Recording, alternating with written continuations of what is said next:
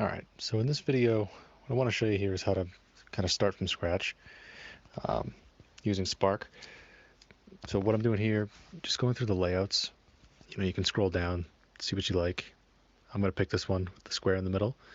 Um, you could do anything to it, right? You can add a border up here. Um, if you want one, you can keep one. If you don't need to do that.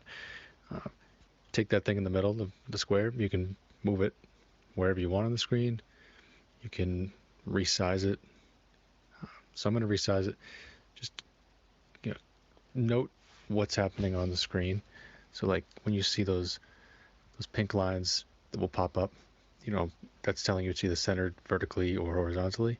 So just pay attention to those. Don't just ignore them.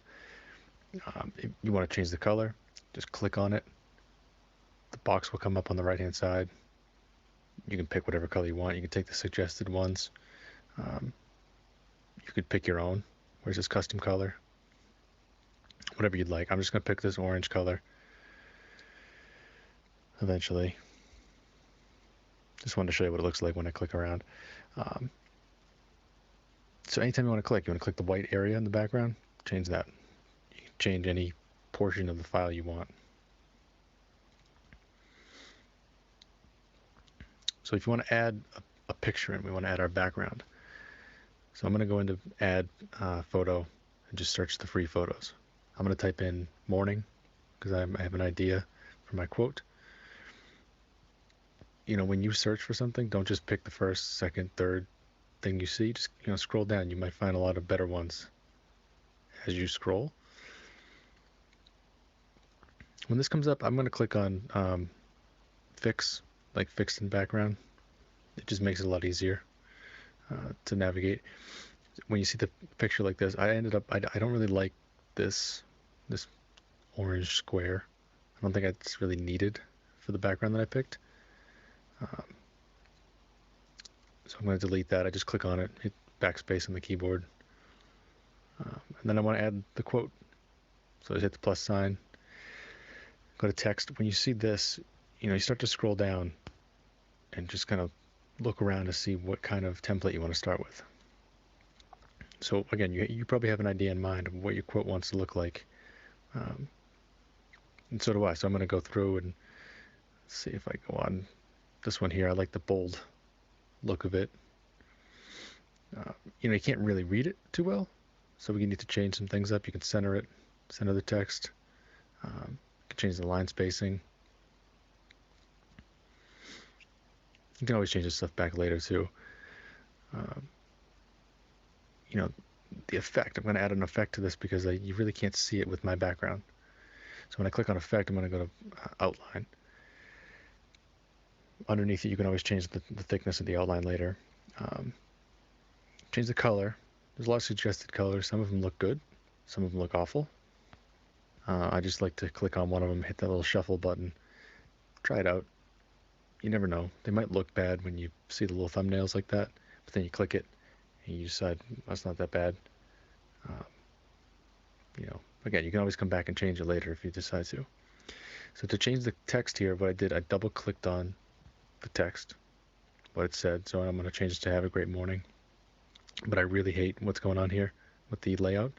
I don't like how A went on its own line. So what you can do is go back to the text button, click on this button here, capitalize and fit, which is a great tool that they have. And if you make it bigger or smaller, you can actually, it'll adjust which word gets bigger or smaller. Change the line spacing again. You can always go back to that. So from here is the tricky part of what font you want to pick. And that's where the typography always comes into play. Like before, you're going to pick one, you're going to go, that is awful, and just try a different one. Don't just settle on the first one you see. Think about the things you've seen online. What should a quote look like? What's the bold thing that's going to step out? Is it going to be bold? Is it going to be script? Handwritten? What's it going to look like for you? The quote that I'm putting is not necessarily a quote, but I have multiple parts to it. So where it says have a great morning, I want to have a new text at the very top too. So I'm just going to put a new day, these dashes in there, hit done. I don't like the way that looks, but if you watch how I resize, you can go left or right, or if you go up and down or up and up to the right, you're going to get a bigger or smaller font. And that way I can just put this right up here, look at that pink line again, center it, and there's another text box I want to put in after I change all this text color and all that, but I want to get this thing done first. I could add a new one, but I like how that looked, a new day. So when you click on it, at the very top, there's a button that says duplicate. That way you don't have to recreate the wheel again. You've already done it. So you double click that, change whatever you want. Again, this is if your quote has multiple aspects to it. It might not have this many aspects. So you might not need this again. But I'm just showing you how I went through it. So, a new day, have a great morning, crush it, and then I'm going to put one more, duplicate it there, make it amazing, bring those dashes back in, kind of tie everything together. Let's make sure to center it again. Change the colors because it's always good to tie in the contrast again. I'm going to play around here, just try some things out, see what works, what doesn't work. But again, it's really personal preference, whatever you think works for you. I'm going to add one more thing, one more text layer. I'm just going to do a little corny hashtag, go you. I did, put it uppercase and lowercase for the hashtag, but as you can see, it did not work out because of the font. The font is an all caps font, so it didn't matter what I did.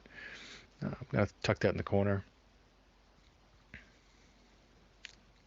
That's pretty much it. I mean, you can tweak some stuff if you want to. You can always go back, change the color. You can change it to a custom color. So if you don't like what they picked for you, you can go change that, make it look how you want it to look. So you can start with the little templates, start with what they've given you, and make it your own. You don't have to start from scratch. You certainly can, but you don't need to. I hope this helped.